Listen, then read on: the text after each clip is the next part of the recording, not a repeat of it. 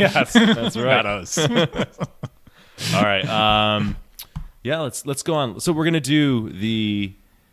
give you our list of the top 10 early solid state pinball machines. So these are our personal favorites. Mm-hmm. There might be some absent from the list. They're like, how could you not put that there? I've been already There anticipating will this. be some of those because even There's a lot making of my machines. list, I was like, oh, I want to put this on there, but I can only have 10. So. Yeah, like there's some there's one in particular where I'm like, everybody likes this game, or like it always comes up and it's valuable, but it did not make my list because I respect it, but I don't love it.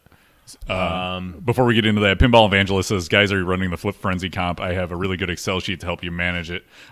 Steve Daniels is running it, so if you're Facebook friends with him, you can send it to him or email it to talkpinball@gmail.com and we'll get it to him. Cool. Thank you. Yeah, that's cool.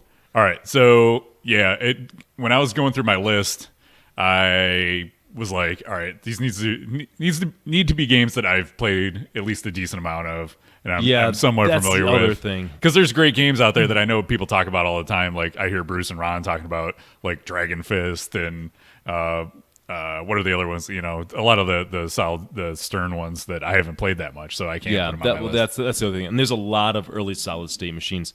Let's also take a moment just to define what early solid state means. Mm-hmm. I don't have a fast and hard definition, but the one I always tell people or run around my mind is late 70s, early 80s. Yep. I went like 78 to like 84, 85. Yeah, exactly. That's right.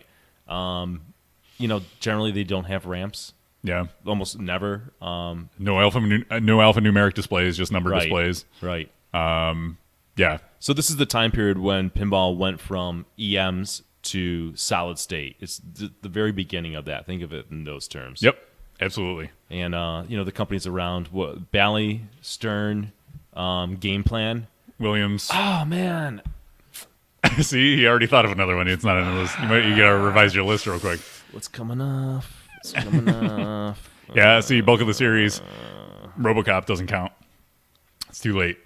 All right, so you want me to kick it off with my number 10? Yeah, I'm not going to take anything off. All right. It bums me out because I do have a game I really we could have like. a honorable mention. Yeah, for sure. At the Okay, end. fair enough. All right, so I'm going to kick it off Number 10. with my number 10. It's the game that's sitting right behind me. It's Vector. It's a game that a lot of people hate. I happen to like a lot. It's like the Jersey Jack pinball of its time. It has just a ton of stuff in it. Whoa, that's it's an a packed insult to playfield. Jersey Jack No, pinball. it's not. They're both amazingly packed machines. They just threw everything in the kitchen sink into this game. They did. No, there's and no it's denying not. that. What I like about it is it's not just a lot of these. As I was going through this list, a lot of these games are just light the spinner, rip the spinner, which is great. It's fun, but this game isn't. It's got the rows of defenders that pop up. You got to get it past them. It's pretty one dimensional. You want to get it past them, lock the ball, get your multi-ball going.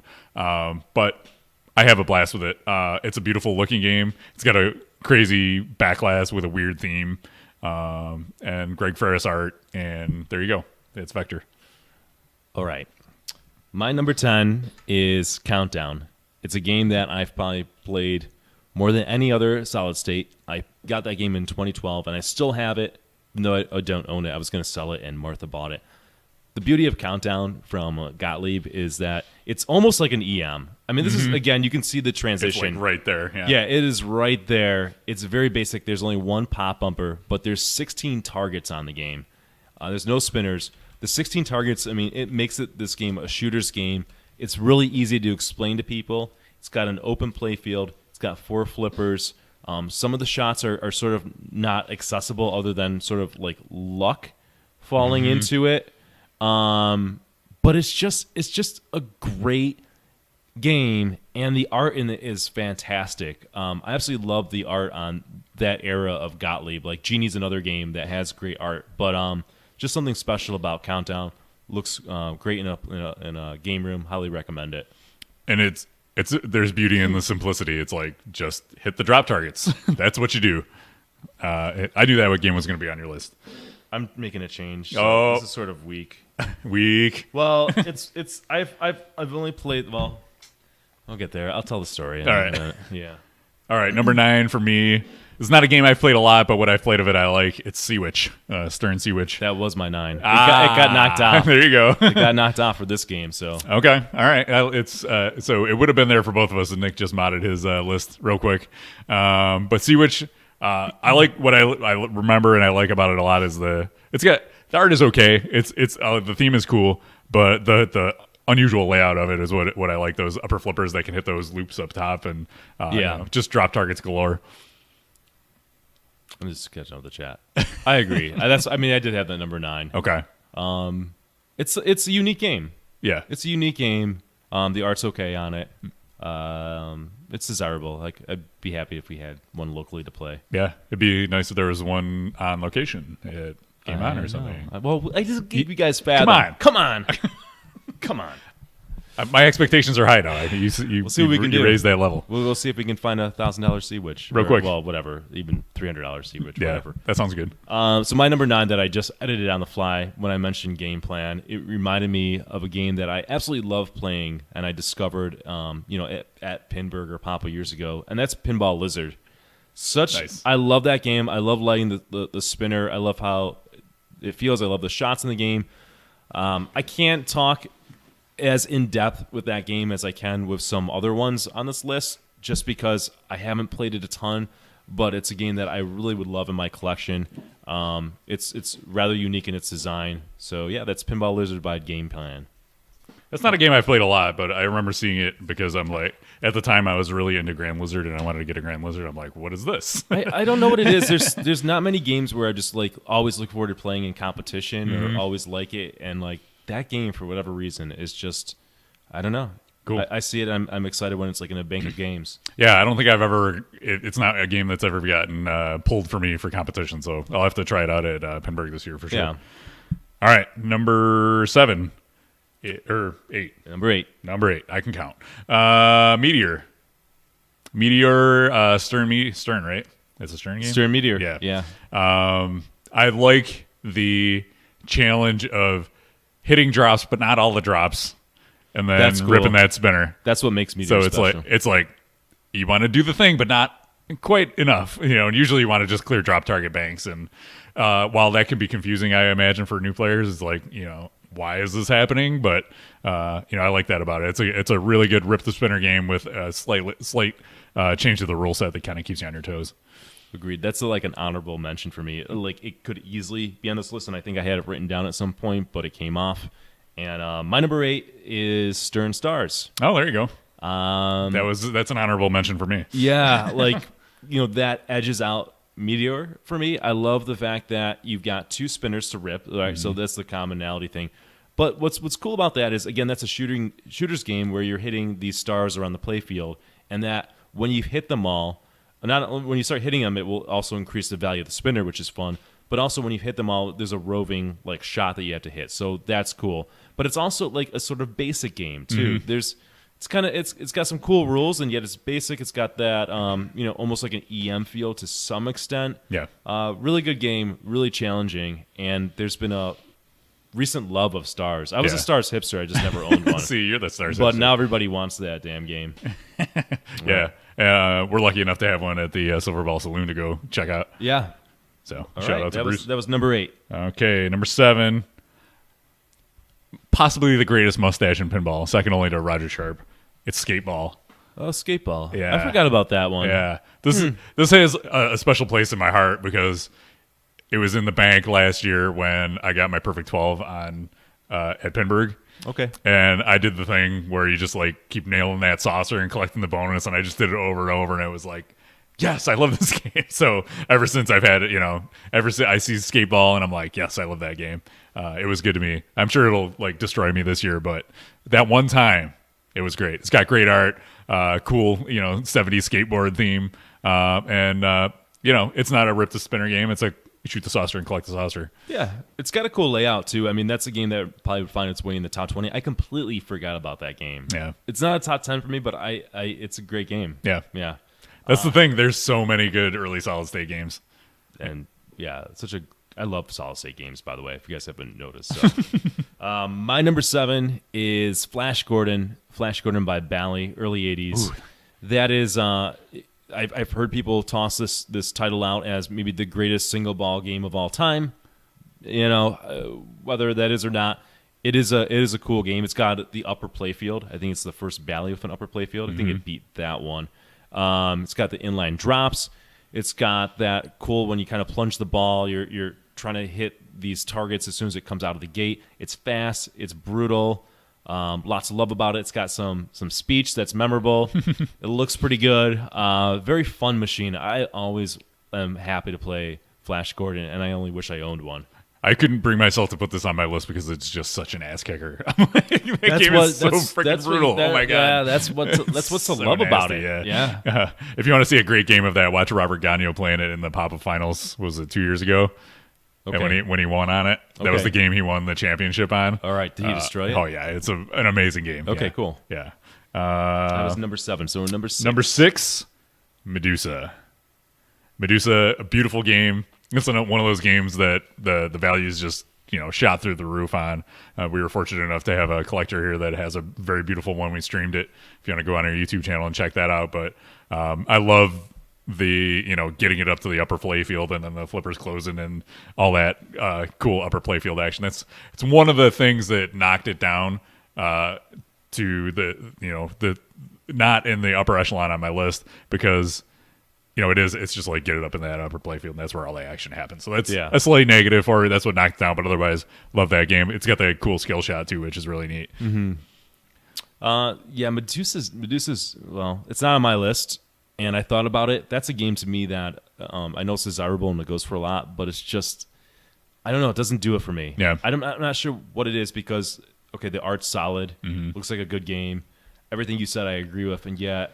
Just not compelled to have it. I think it might be the upper playfield problem where you just get it up there and just keep it going. And you can keep it going for a while. Yeah, maybe if I owned it, I would be like, all right, that's enough. I think that's the thing. I can kind of play it out of my mind, and it's like I can see myself getting bored of it really quickly. Yeah, for sure. All right, so my number 6 is 8-Ball Champ, which is might be a surprise to some people, but I really dig that game. Again, you're going to see some commonalities in my list. It's got an open playfield. Again, it's a shooter's game where you have targets all over the playfield to try to hit. Now, there is a strategy you can use in the tournament, just sort of hitting the shot, which Kevin utilized that in last league night. I did. But you can nerf that through some ROMs. But at the heart of it, I love the rules. I love kind of just hitting all the shots and utilizing the whole playfield. It's got that kind of design that Fathom has where you can hit the upper right flipper and it will send it back into that saucer. Into the saucer. It's got double playfield. It's got triple playfield. It's a single ball game too, interestingly enough. And I prefer that game over 8-Ball Deluxe, which 8-Ball Deluxe is a solid game, but there's just much more to do on 8-Ball Champ. Great game. I don't think it's on a lot of people's radar, and I highly recommend it. Oh, 8-Ball Deluxe is another one that should have been on my list, but damn it, there's so many good ones. You can only pick some. I like 8-Ball Champ though, and not just because I destroyed it in League. It like you said, I like that you have to shoot all over the playfield and hit all those targets. It's not just one shot kind of game. It's fun. Very much so. Yeah. Yep. All right. That was number 6. Number 5. Number 5 for me is 9-Ball. So 9-Ball. I remember seeing it the first time and going, I have no idea what's going on with this game. But once somebody explains what's going on and, lighting that spinner and then ripping it, and then if you can hit it again and keep it going before it stops and, just like collect the heck out of that spinner. That's what really sold me on it. And it's in a really weird spot, which I also like. So it's just kind of like hanging out in the middle of the playfield.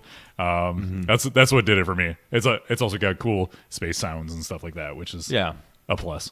It's a cool game. I thought about it being on my list again. It's one of those games that is pretty desirable. It's not like crazy prices like some of them. I had a chance to buy like a clear coated one at Allentown like for $1,300 like 3 years ago, and I wish I had it now. Yeah. Not on my list, but I like it. Some of the rules are a bit wonky, and it's like, I've tried to understand it, but I just sort of lose interest. And I don't know. Yeah, it's a cool game. Maybe that would be a plus for having it at home, having a slightly different rule set, possibly because it's got the drop targets are like individually controlled and stuff. Yeah, it sounds like a nightmare, like it's going to break all the time. Not good for a Nick Lane house. No, not necessarily, but yeah, good choice. So that was number 5 for Kevin. My number 5 is Harlem Globetrotters. Absolutely love the game. It's sort of there's a sort of simplicity to it. But what's great is you got, first of all, 3 spinners. All right, and 3 spinners in any game. Very fun, very cool. Then you've got the inline drops, and it's a bally. You've got gates that open and close. You've got the 3 flippers, 2 on the left side, which can open up, and the ball can go through there. It can be a fast, brutal game that's challenging. It's just sort of like, in my opinion, this perfect design of a game. Simple, yet just almost perfect and elegant. Love that game. So good. I really want have a nice one day where like a clear-coated playfield or something like that. That's what I dream of. I know Tommy Skinner recently got a really nice one. He was asking me about playfield protectors. So he's been really showing it off on Instagram too. He's showing off, rubbing it in. Man. Yeah, he's just rubbing doing it that for you. Good for you, dude. It's a great game. Love to upgrade mine sometime, but that's my number 5. Harlem Globetrotters. When you hit the start button, it plays Sweet Georgia Brown, which is awesome. Yeah, that's true. It's always a reason to hit that start button. All right, number 4 for me, it's Viking. Bally Viking, not a real common one. One that I owned for a short while, but technical issues got the best of me, and I sold it off. But really cool art, unique layout. It's got a bunch of inline drop targets. It's got the cross playfield shot that kind of snakes around, kind of like skateball, that you can use to like just cash in bonus, and just so you can get it cranked way up, hit the spinner to build your bonus, and then just collect it over and over and over. Hit the drop targets to build up your multiplier. And then if you can it's one of those games where you need to line everything up and make it all happen. And when you do that and you get it going, it's just awesome and super rewarding. It kind of reminds me of Walking Dead a little bit in that way. It's like the games where you can make it happen and make it blow up. It's really satisfying. So I like Viking. I just haven't played it as much. And also Kevin's had some issues. So I've never really had quality experience on it and enough time on it. But I like the fact that I like Matahari. And it looks like Matahari got inline drops, right? And some spinners, and Vikings. Sounds, amazing, right? Like, so I think if I spent more time, I think if I had a really nice one, that would make the top 10. I'd imagine. It's just because of that, it's not on there. Understandable. What's your number 4? So my number 4 is Jungle Lord, and ooh, nice. In Jungle Lord is like one of 3 or 4 games. You got Pharaoh, you got Black Knight. Is it Solar? Whatever. Grand Lizard is kind of like it too. But no, it's not that though. But this is like there's an era they made 4 games like the upper play. I know what you mean, but I haven't spent much time on Pharaoh. I played a little bit, but I don't know. I love Jungle Lord because it's a game that utilizes the entire playfield and all the shots. There's just not necessarily one thing to do. Right out of first of all, it's brutal. I remember playing it at Pinburg and just everybody just draining instantly. And I'm like, oh my god, I want to play this game again and again. Yep. Because it is so challenging. It's got timed targets up at the top. You start off by hitting 1 drop target on the upper playfield. Then if you do that, then 2 come up. You do that, then 3. Then when you clear them all, become like 1 pops up, but it's in timing. So if you can do it quickly, you can get a lot of points that way. To get into multi-ball on the lower playfield, there's a bunch of shots to hit. You've got targets on the left and right, which you got to clear them in a certain time period. That's what's cool because it's you got to be quick on it. Then you've got a nice turnaround shot that will give you the bonus multiplier. Not to mention there's a timed multi-ball. There's ball saves on it. If you hit this super tight shot on the left, it will put like ball saves on the out lanes. There's a lot going on in that game. You can have some longer ball times, but most of the time it's just a brutal game with a lot to do. And there's that pachinko element to the game, which I can take it or leave it. But it has so much going on in it that I highly recommend Jungle Lord. What I'll say about Jungle Lord is I thought it was going to be ineligible for this because in my mind, it's like a late 80s game because of everything in it. It's 81. There's like so much happening in there. I consider it more of like a Swords of Fury era game rather than like a I don't know, whatever else is on our list, like Medusa or something like that. There's just so much happening it's feature packed. Really cool game. And I didn't even mention that it's got magna saves. It does. Which works differently than Black Knight. I like the way it works on this game because when you hit it, it doesn't hold it. It just kind of it wobbles. Yeah, it pulses it. So you can kind of like tap it a couple times to get to go in what direction you want to. Super cool. And then, sometimes it'll just take it and throw it on the opposite out lane too, so that's always fun. But that's the downfall. It's not always a MagnaSave. All right, number 3, Stargazer for me. Stargazer, pretty rare game. I had one here for a little while. It was inoperable when it was here, though. It was not my game, so it wasn't mine to mess with. But now it's out at Silver Ball Saloon, and I played a decent amount on it. Great spinner rip game. Just build up the value on the spinners or rip the heck out of it. I like the unusual configuration of the flippers. There's no in lanes. It's got those little like rollovers right by the flippers. Cool art. Really a lot to love about Stargazer. Yeah. So my number 3 is Paragon. So Ooh, nice. This is a game. It's a wide body from Bally, and generally speaking, when a game's a wide body, I sort of lose interest, or it's already starting off in the negative, because generally wide bodies are slower, and I like a game that's fast and kind of brutal. Well, first of all, this game's brutal, and the fact that it is a wide body, they've utilized that whole entire playfield to create something that's interesting. It's not just taking up space. It's not a wide body just to be a wide body. There's a lot to do on it. There's at least 2 spinners, if not more, I think. It's got inline drops. It's got some interesting. It's got 2 scoops at the top to kind of hit and kind of when it's up on top to kind of play a game of nudging it and trying to make it fall in the scoop. It's got the flippers on the left side that if you're not careful can go right through them, just like in Harlem. It's got a little mini upper left flipper. There's a lot going on in this game, and as someone who likes Harlem Globetrotters, this is kind of taking it a step further, using some of those same concepts, but just making more to do in a game and providing more opportunities, and just being brutally fun. Amazing artwork too. I love the art. Yeah, it's pretty cool artwork. It's so awesome. All right, number 2. We're getting to the top of the list here. My number 2, I had to put it on my list. It's Black Knight. Black Knight. Yep. Not on my list. Yeah. So the Steve Ritchie classic. I'm surprised. I did not know that. Yeah. There you go. What's not Black Knight? If this was a late solid state, if late solid states were included, Black Knight 2000 would beat it out because it's just simply on the soundtrack. But the original Black Knight, you got to give props to Black Knight. It's just a classic game, cool theme. Steve Ritchie yelling at you, "Give me your money." And yeah, the upper playfield with where you can loop it around and get the multi-ball. Love it. Little turnaround. I mean, if you played 2000, it's basically the same layout, but what's not to like about Black Knight? I wish I could like 2000. I just like the music, and then the fact that it's just the same shot all over and over again. I'm not a huge Black Knight fan. Yeah. I don't know what it is, but I just don't dig it that much. Fair enough. My number 2 is Stargazer, and I can echo all of Kevin's comments. It's a unique game, great artwork, a bunch of spinners on it, targets, open play field, just it's Nick Lane written all over it. When you start adding those qualities up about the game, just don't write Nick Lane on it because that would be bad. You're going to devalue your pinball machine. That'd be weird too. Yeah. All right, time for number 1s. I think we probably have the same number 1. Yeah, this is not even fun at this point. Yeah, but, the same thing happened when we number did 1 is. Top 10 Sterns. We had the same because it is such a good game. We didn't. Honest to God, we did not. No, we don't collaborate on these lists. We don't talk about it even beforehand. I'm actually. I'm glad we have a lot of different picks on our list. So that's we great. do. Yeah. But number 1 is Fathom. Number 1 is Fathom for me. Yes.